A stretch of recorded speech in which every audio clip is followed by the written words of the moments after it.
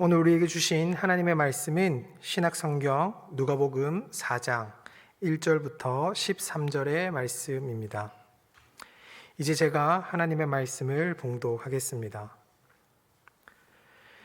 예수께서 성령의 충만함을 입어 요단강에서 돌아오사 광야에서 40일 동안 성령에게 이끌리시며 마귀에게 시험을 받으시더라.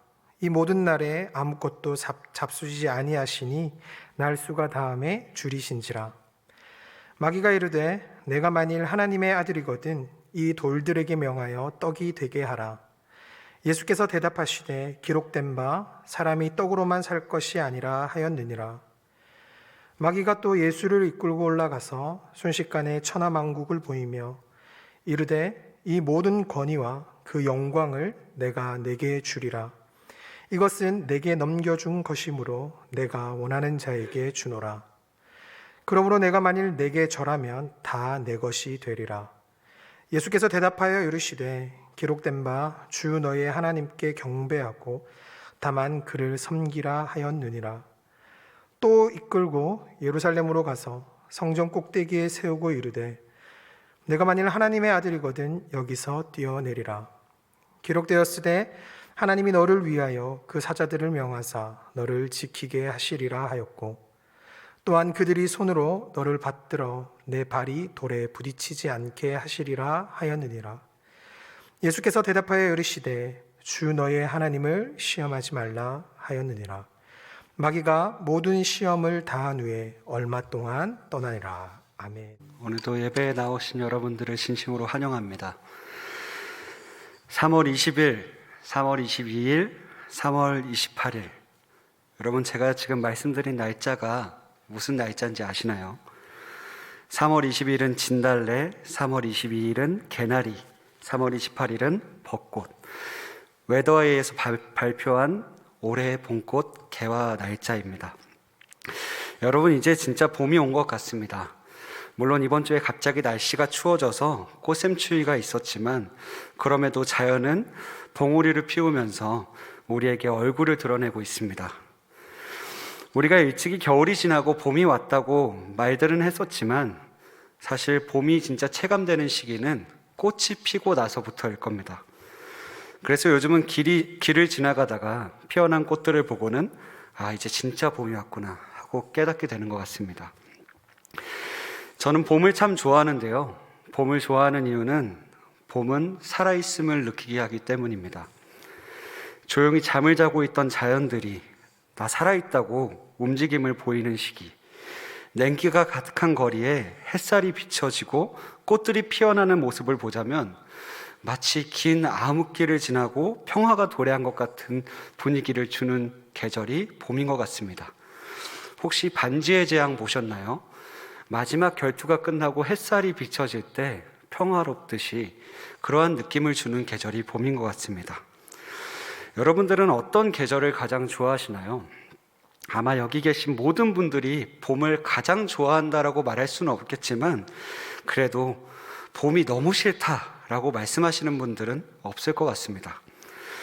그런데 우리에게 아름다운 계절인 봄은 찾아왔지만 우리가 살아가는 세상 곳곳에는 아직도 봄을 맞이하지 못하고 있다는 소식이 들려 사실 마음이 먹먹하기만 합니다. 기도자가 기도했던 것처럼 산불로 인해서 자신의 삶의 터전을 잃어버린 사람들의 소식들, 그리고 후유증으로 아직도 공포에 휩싸여 있는 사람들, 코로나 바이러스의 감염 중증으로 고통받는 이들의 소식, 러시아 침공으로 고통받고 있는 우크라이나 민간인들과 군인들의 무고한 생명의 죽음의 소식, 이러한 소식을 듣고 있자면 우리는 세상에는 아직 봄을 맞이할 준비가 되지 않았다라는 생각이 듭니다. 여러분, 자연은 너무도 잘 아시겠지만 사람에 의해서 상처를 많이 입었습니다. 하지만 사람에게 상처받은 자연은 그럼에도 불구하고, 이상기후에도 불구하고 스스로 아직 살아있다며 생기를 내뿜고 있습니다.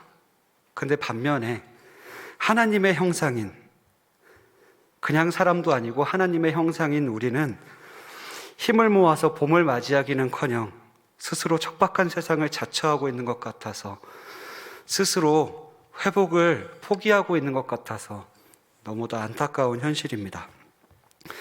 여러분, 우리는 사순절 4번째 주일을 보내고 있습니다.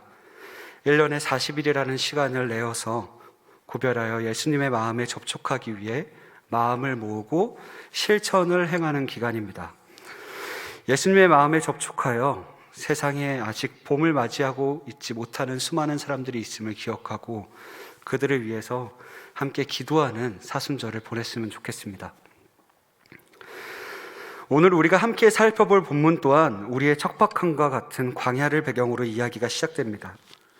우리가 잘 알고 있는 예수님의 광야 이야기인데요.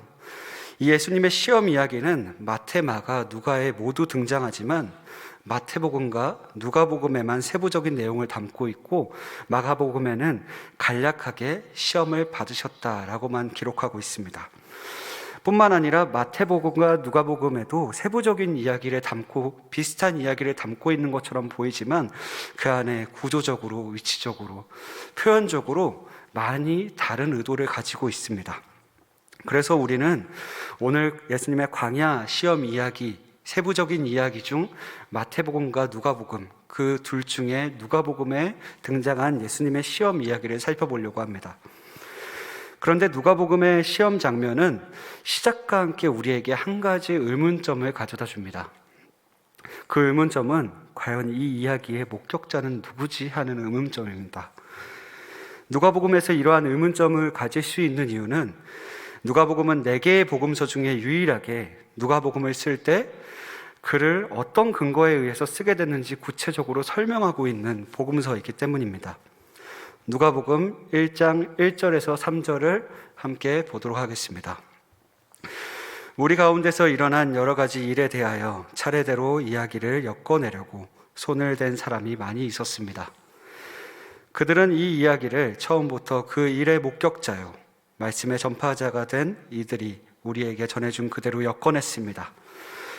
그런데 존귀하신 데오빌로님, 나도 모든 것을 처음부터 정확하게 조사하여 보았으므로 귀하께 이 이야기를 차례대로 엮어드리는 것이 좋겠다고 생각하였습니다. 누가복음의 저자가 누가복음을 쓸 당시에 예수님의 사역에 함께하며 가르침을 받은 목격자들의 중요한 내용을 누가복음에 담아서 기록했다고 누가복음의 시작과 함께 첫 부분부터 밝히고 있습니다. 그러니까 신뢰성을 보유한 증인들의 증언, 목격자들의 목격담을 정리해서 복음서를 누가복음을 기록했다는 겁니다. 그래서 누가복음을 목격자들의 글이라고 부르기도 합니다. 물론 다른 복음서들도 목격자들의 증언이겠지만 누가복음은 특별히 자기가 어떻게 글을 썼는지에 대한, 글을 기록하게 되었는지에 대한 근거를 다는 책이기 때문에 증인들의 책이라고 할 수 있겠습니다.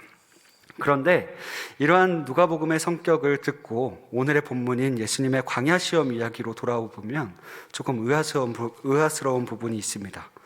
바로 우리가 잘 알고 있는 예수님의 광야 시험 본문에는 아무런 목격자가 등장하지 않는다는 겁니다. 이 이야기에는 등장인물이라고는 해서 예수님과 마귀 단 둘밖에 등장하지 않습니다. 그렇다면 이 이야기는 목격자가 없는데 어떻게 전달되었을까요? 아마도 이 이야기는 예수님께서 자신의 경험을 제자들에게 들려준 것으로 보입니다. 그리고 예수님의 시험 이야기는 제자들의 삶 가운데 절대로 잊지 말아야 할 중요한 삶의 교훈을 담고 있기 때문에 마태, 마가, 누가에 이르기까지 이 이야기를 전달받아 기록해 왔을 겁니다. 그렇다면 이 이야기를 예수님은 제자들에게 어떤 의도를 가지고 전달해 주신 걸까요? 예수님이 얼마나 금식을 잘하는 분인지 보여주시기 위한 차력쇼의 의도를 가지고 있었을까요? 아니면 예수님은 신인데 우리와 다른 격차가 있다고, 너랑 나는 레벨이 다르다는 것을 보여주기 위함이셨을까요? 아마 이러한 주장에 동의하는 사람은 단 한 명도 없을 겁니다. 그렇다면 예수님은 누가복음에서 이 시험 이야기를 통해 무엇을 전해주고 싶으셨을까요? 그 의미를 파악하기 위해서 우리는 예수님의 시험 본문 앞에 등장하는 내용을 살펴볼 필요가 있겠습니다. 예수님의 시험 본문 바로 앞에 등장하는 이야기는 예수님의 족보 이야기입니다. 그리고 그 예수님의 족보 이야기 또 앞에 등장하는 이야기는 예수님의 세례 이야기입니다. 보통의 성서학자들은 예수님의 세례 이야기, 예수님의 족보 이야기, 예수님의 광야 시험 이야기를 하나의 단락으로 봅니다. 오늘의 단락에서 가장 먼저 등장하는 예수님의 세례 이야기를 먼저 살펴보려고 하는데요. 예수님의 세례 받으시는 이야기는 예수님께서 세례 받으실 때 하늘이 열리고 하나의 소리가 나게 되는데 너는 내 사랑하는 아들이다 라는 음성이 하늘에서 들리게 되는 장면입니다. 바로 예수님이 하나님의 아들이라는 것을 확증해주는 장면인 겁니다. 그리고 오늘의 본문인 예수님의 시험 이야기를 보면 마귀가 예수님을 유혹할 때 3절과 9절에 이렇게 이야기합니다. 네가 하나님의 아들이거든 돌을 만들어봐. 네가 하나님의 아들이거든 뛰어내려봐. 앞에 조건절로 네가 하나님의 아들이거든 아들에 대한 이야기가 등장합니다. 그러니까 예수님의 세례 사건과 예수님의 시험 사건 사이에는 하나님의 아들로서 예수님의 정체성과 관련된 이야기를 하고 있다라는 것을 우리는 알 수 있습니다. 그렇다면 여기서 하나님의 아들이라는 말은 무슨 의미일까요? 단지 예수님께서 하나님의 독특한 아들, 그러니까 신적인 존재를 이야기하는 걸까요? 오늘의 단락이 만일 예수님이 우리와 질적으로 다른 신적 존재로서의 시험의 이야기라면 우리에게 오늘의 메시지는 아무런 동의가 되지 않을 겁니다. 그리고 아무런 메시지를 전달해 주지 않을 겁니다. 왜냐하면 동질감을 느끼지 못하기 때문입니다.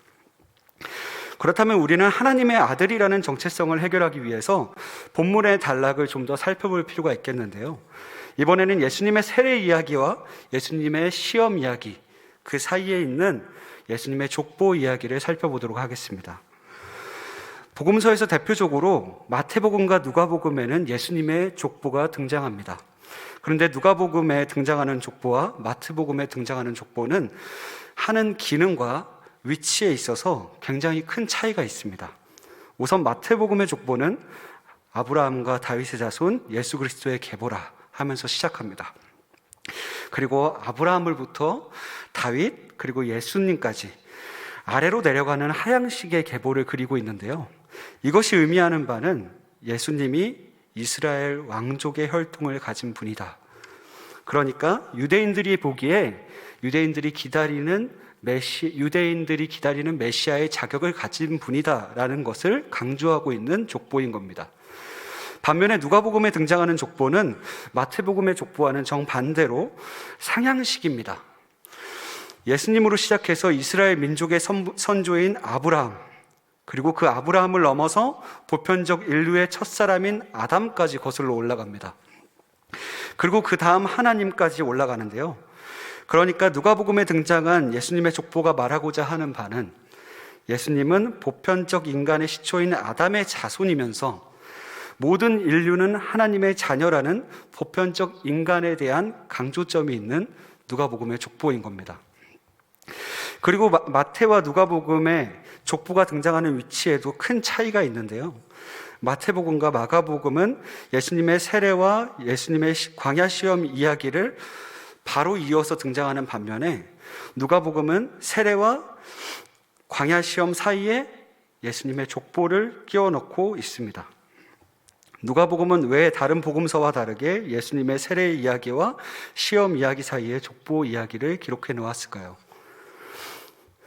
누가의 이러한 의도는 예수님께서 시험당하시는 이야기를 아담의 에덴 동산의 유혹 이야기와 대조시키기 위함입니다. 아담의 에덴 동산 이야기를 떠올려 보면 여러분들은 무엇이 떠오르시나요? 바로 뱀의 유혹에 넘어진 최초의 인류의 사건이 떠오르실 겁니다. 아담과 하와가 뱀의 유혹에 빠져서 선악과를 먹은 사건은 보편적 인류의 실존적 상태를 보여주는 사건입니다. 인간이 이런 존재다, 이런 상황에 빠져 있다. 이것과 더불어 아담의 족보 이후에 등장하는 예수님의 시험 이야기의 의미는 보편적 인간이 삶을 살아가면서 겪게 되는 인류의 실존적 문제를 다루면서 추가로 동시에 과거와 다른 새 아담인 예수님께서 하나님의 형상으로서 일생을 어떻게 살아가시는지를 보여주는 본문이 바로 누가복음에서 보여주는 예수님 광야 이야기의 의도라고 볼 수 있습니다. 그렇다면 그 의도를 기억하고 지금부터 예수님이 어떻게 시험을 받으셨는지를 살펴보고 그 안에서 의미들을 쫓아가 보도록 하겠습니다. 예수님의 첫 번째 시험은 돌을 떡으로 만들라는 시험입니다. 예수님은 광야에서 40일이라는 시간 동안 아무것도 먹지 못하고 굶고 계신 예민한 상황이었습니다. 이러한 상황에 마귀는 육체적인 시험을 하고 있는 겁니다. 그런데 이에 대한 예수님의 답은 사람은 떡으로만 살 것이 아니다 였습니다. 여기서 우리는 하나의 의문점을 가질 수 있습니다. 예수님은 백가죽이 등가죽에 붙었다고 할 정도로 굉장히 배고픈 상황인데, 아니 생존의 문제가 달려있는 상황인데 예수님은 사실 돌을 떡으로 만들어도 괜찮지 않을까? 어떤 선택을 해도 사실 무죄 아닌가? 하는 의문이 들기도 합니다.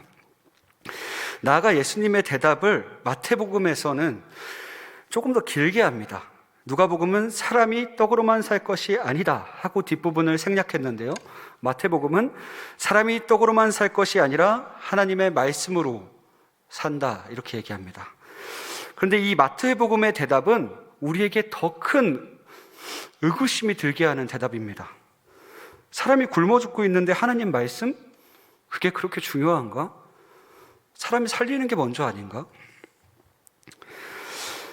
이렇게 의문이 많이 드는 시험인데, 그렇다면 이 시험이 가진 진정한 의미는 무엇일까요? 이 말씀의 내막을 이해하기 위해서는 우리는 신명기 8장 3절의 내막을 파악할 필요가 있습니다. 그 이유는 예수님께서 마귀의 첫 번째 질문에 하셨던 대답인 사람이 떡으로만 살 것이 아니요 라는 말씀이 신명기 8장 3절에서 인용하신 말씀이기 때문입니다. 신명기 8장 3절은 출애굽을 하고 난 후에 이스라엘 백성들이 광야에서 만나를 먹은 사건을 배경으로 하고 있습니다. 제가 그 구절을 읽어드리도록 하겠습니다. 만나를 내게 먹이신 것은 사람이 떡으로만 사는 것이 아니요 여호와의 입에서 나오는 모든 말씀으로 사는 줄을 내게 알게 하려 하심이라.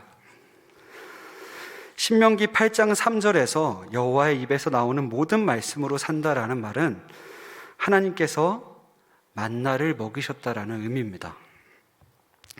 우리는 보통 오늘의 본문을 오해할 때 떡으로만 사는 것이 아니요 라고 할 때 그 떡과 하나님의 말씀을 이분법적으로 생각하는 경우가 많이 있습니다.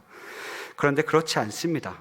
하나는 영의 양식이고 또 다른 하나는 육의 양식으로 나눠져 있는 것이 아니라 둘 다 육체의 양식을 의미하는 겁니다. 떡도 우리의 입으로 먹는 음식이고 하나님의 말씀으로 표현된 그 만나도 우리의 입으로 먹는 육체의 음식입니다. 그렇다면 떡으로만 살 것이 아니요와 하나님의 말씀으로 산다, 이 둘 사이에는 어떤 차이가 있는 걸까요? 이 둘 차이에는 음식이 어디서부터 왔는가, 음식의 출처에 대한 차이가 있습니다. 만나는 이스라엘 백성들이 출애굽한 후에 아무것도 먹을 것이 없는 상황에서 오직 하나님께서 그들을 먹이셨다는 의미를 가진 양식입니다. 그러니까 사람이 떡으로만 살 것이 아니라 하나님의 말씀으로 산다는 말씀은 육적인 양식도 중요한데 영적인 양식도 중요해 라는 말이 아니고요. 우리의 삶의 여정에 있어서 우리의 살고 죽음이 우리의 손에 달려있지 않고 하나님의 손에 달려있음을 이야기하고 있는 본문입니다. 예수님의 이러한 마귀의 첫 번째 시험에 대한 대답은, 예수님은 비록 40일을 굶으셨지만 그럼에도 불구하고 살고 죽음에 있어서 하나님을 향한 전적인 신뢰를 가지고 자신을 하나님께 맡겼던 대답이었던 겁니다. 예수님은 이 첫 번째 시험뿐만 아니라 공생의 사역 때도 전적으로 자신을 하나님께 내어 맡기는 모습을 보이셨습니다. 이것이 예수님이 우리에게 보이신 첫 번째 시험의 의미이자 하나님의 나라의 백성으로서의 첫 번째 정체성, 확립입니다. 이번엔 두 번째 시험입니다. 예수님께 도전한 악마는 첫 번째 도전을 실패하고 곧바로 두 번째 도전을 시도합니다. 이번에는 마귀가 예수님을 높은 곳으로 데려가서 천하만국을 순식간에 보여줍니다. 그리고 자기에게 절하면 천하만국을 주겠다라면서 예수님을 시험합니다. 그런데 누가복음에서 천하만국을 주겠다는 마귀의 시험에는 독특한 이야기가 추가되어 있습니다.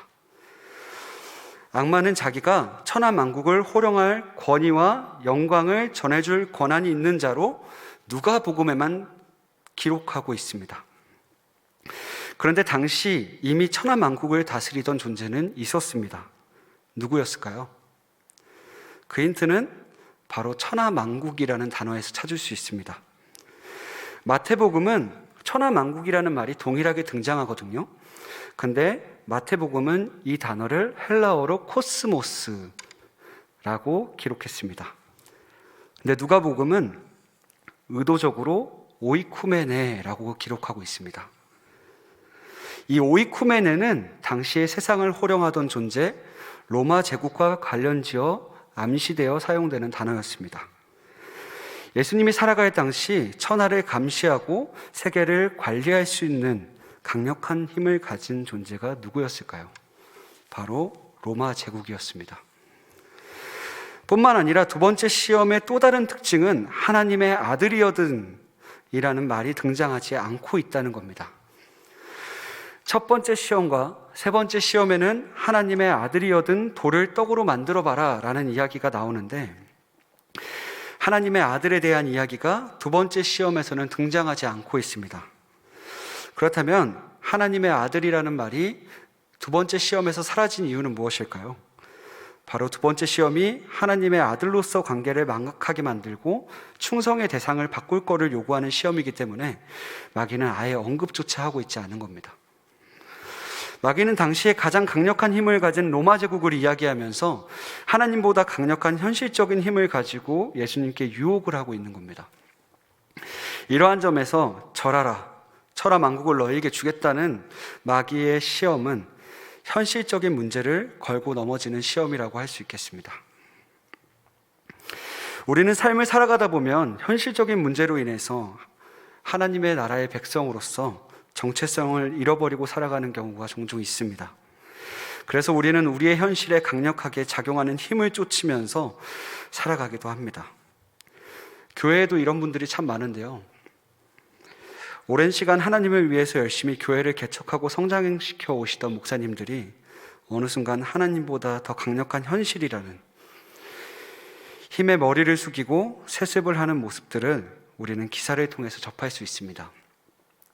그런데 이러한 분들의 과거를 보면 젊은 시절에는 대부분이 현실보다는 불의에 저항하는 분들이 많았다고 해요. 옛날에는 그러지 않았다. 그만큼 현실적인 힘이 우리에게 얼마나 큰 위협이 되는지 체감하게 되는 것 같습니다. 우리 또한 현실의 문제 앞에 서게 되면 하나님보다 더 강력한 힘을 가진 존재들이 우리 곁에 맴돌고 있음을 금방 인식하게 될 겁니다. 그래서 때로는 우리의 정체성이 흔들리기도 하고 넘어지기도 합니다.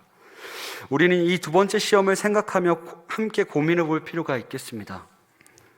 우리가 살아가는 세상에서 나에게 하나님보다 더 강력한 힘을 가진 존재가 무엇인지 말입니다. 그리고 현재 나의 삶의 현실적인 힘의 권력 구조를 쫓는 모습은 있지 않는지, 하나님보다 더 하나님스러운 것은 무엇인지 돌아볼 필요가 있겠습니다. 이러한 마귀의 강력한 두 번째 시험에 예수님은 이렇게 이야기하십니다. 예수께서 대답하여 이르시되 주 너의 하나님만 경배하고 그를 섬기라. 마귀는 로마 제국이라는 거대한 힘을 앞세워서 자기에게 모든 권세가 있을 거라고 예수님을 속였지만 예수님은 그 현실의 문제, 그 너머에 그것보다 더 크신 하나님을 보고 마귀를 물리치셨습니다. 우리 또한 우리의 삶을 살아가다 보면 현실이라는 벽 앞에 계속적인 암울함과 억눌림에 무너질 수도 있습니다. 그런데 그럴 때마다 그 현실의 벽에 우리의 눈을 그냥 가리는 것이 아니라 조금 한 발자국 떨어져서 그 눈 너머에 있는, 그 현실의 벽 너머에 있는 하나님을 바라봤으면 좋겠습니다. 이제 마지막 시험인 세 번째 시험입니다. 예수님의 세 번째 시험은 마귀가 예수님이 가장 신뢰하는 하나님의 말씀을 이용해서 예수님을 시험하는 장면입니다. 이번에도 마귀는 또다시 장소를 옮겨서 예수님을 예루살렘 성전 꼭대기로 데려갑니다. 그리고 하나님의 아들이라면 성전 꼭대기에서 뛰어내려 보라고 이야기하는데요. 그런데 중요한 게 그 다음입니다. 마귀는 거기서 그치지 않고 시편 91편의 말씀을 이용해서 유혹하기 시작합니다. 예수님에게 마귀는 이렇게 말합니다. 너가 뛰어내리면 하나님이 너를 위해서 그 사자들을 보낼 거고 너를 지킬 거고 너를 상하지 않게 할 거야. 이번에는 예수님이 가장 신뢰하는 하나님의 말씀을 통해서 마귀는 시험에 오고 있는 겁니다. 마귀의 이번 작전은, 세 번째 시험은 신앙을 뒤트는 시험이라고 할 수 있겠습니다. 신앙을 왜곡하는 시험입니다. 이러한 악랄한 마귀의 공격에 예수님의 답은 주 너의 하나님을 시험하지 말라였습니다. 이번에 예수님의 대답 또한 구약에 있는 신명기 6장 16절의 말씀을 인용한 건데요. 제가 신명기 6장 16절의 말씀을 읽어드리겠습니다. 너희가 마사에서 시험한 것 같이 너희의 하나님 여호와를 시험하지 말고. 한 번 더 읽겠습니다. 너희가 마사에서 시험한 것 같이 너희의 하나님 여호와를 시험하지 말고.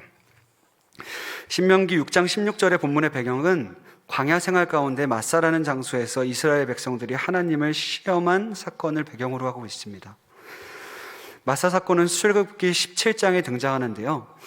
이스라엘 백성이 출애굽을 한 이후에 하나님이 만나와 메추라기를 그들을 먹이셨습니다. 그리고 하나님이 우리를 살리신다는 이끄심을 받고 난 다음에 느비딤에 도착하게 되는데요. 그전에는 먹을 것이 없어서 만나 달라고 그렇게 떼었었는데 이번에는 문제가 물이었습니다. 물이 없는 문제가 생겼던 겁니다.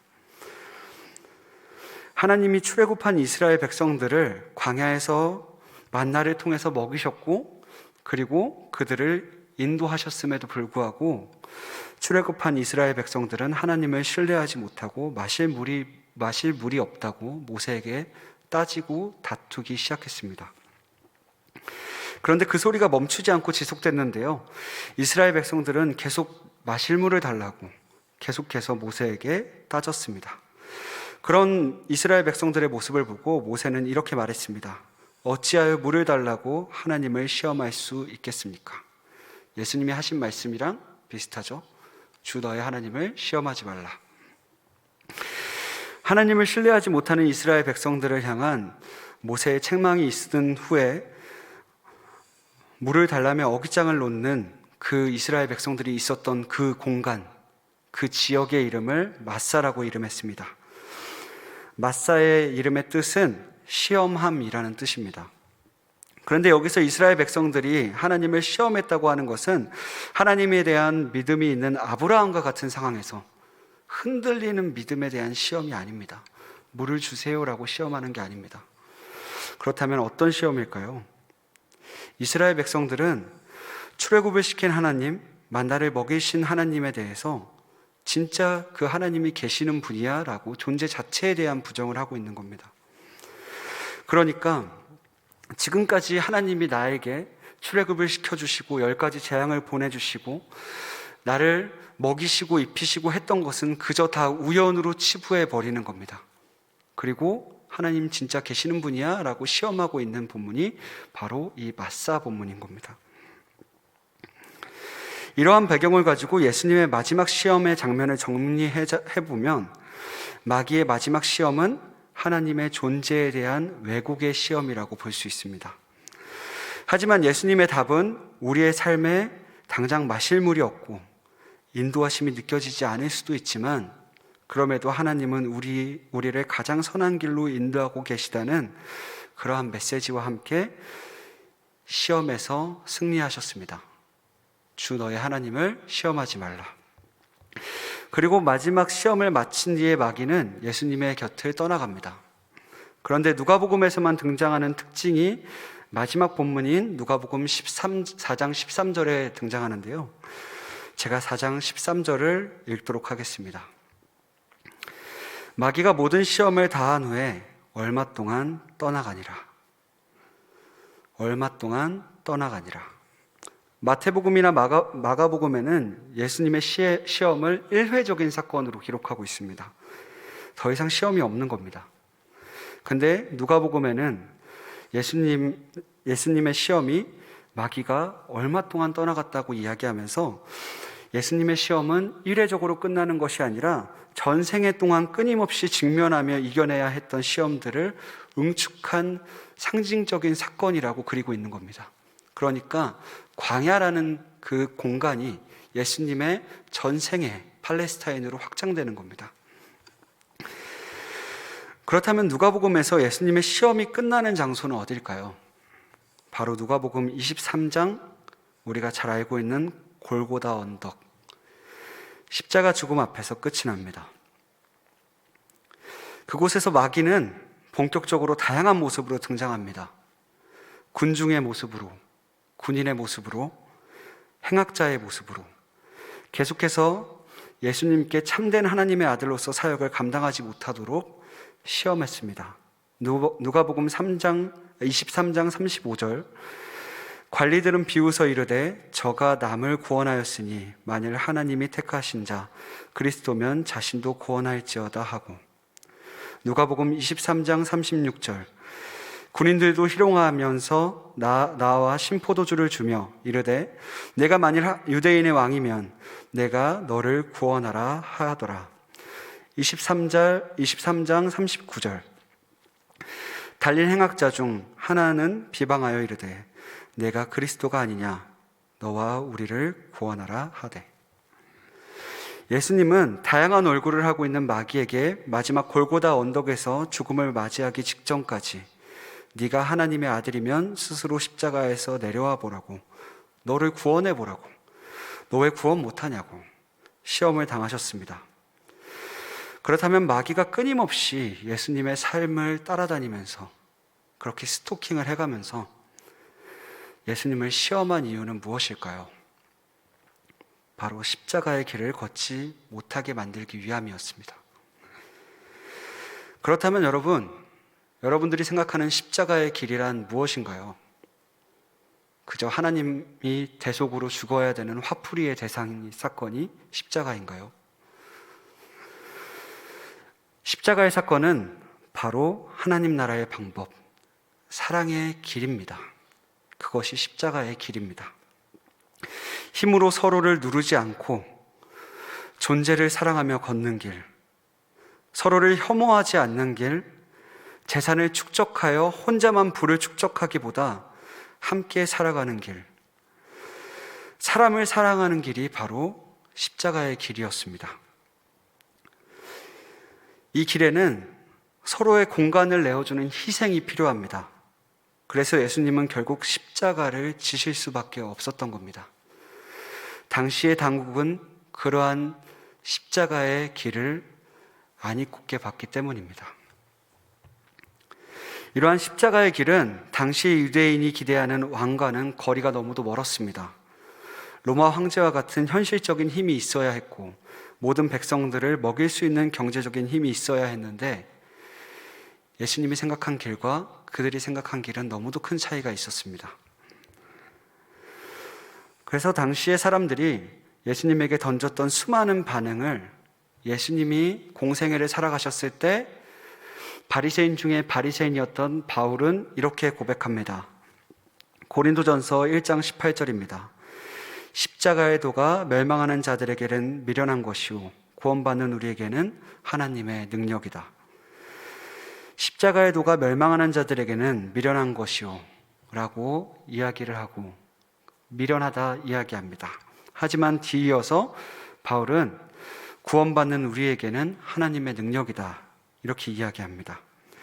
지금 당장은 하나님을 믿으며 살아가는 것이 미련해 보일지 몰라도 남들과 다른 길을 걷는 것은 그 방향 자체, 그 십자가의 길 자체가 하나님의 능력이 된다는 겁니다. 오늘의 본문에서 살펴본 예수님의 시험 이야기는 오늘날 우리 그리스도인들의 실존적 문제에 대한 메시지를 담고 있습니다. 사실 이거는 굳이 이 본문은 어떤 의미를 담고 있습니다 라고 말하지 않아도 여러분들도 다 알고 있을 겁니다.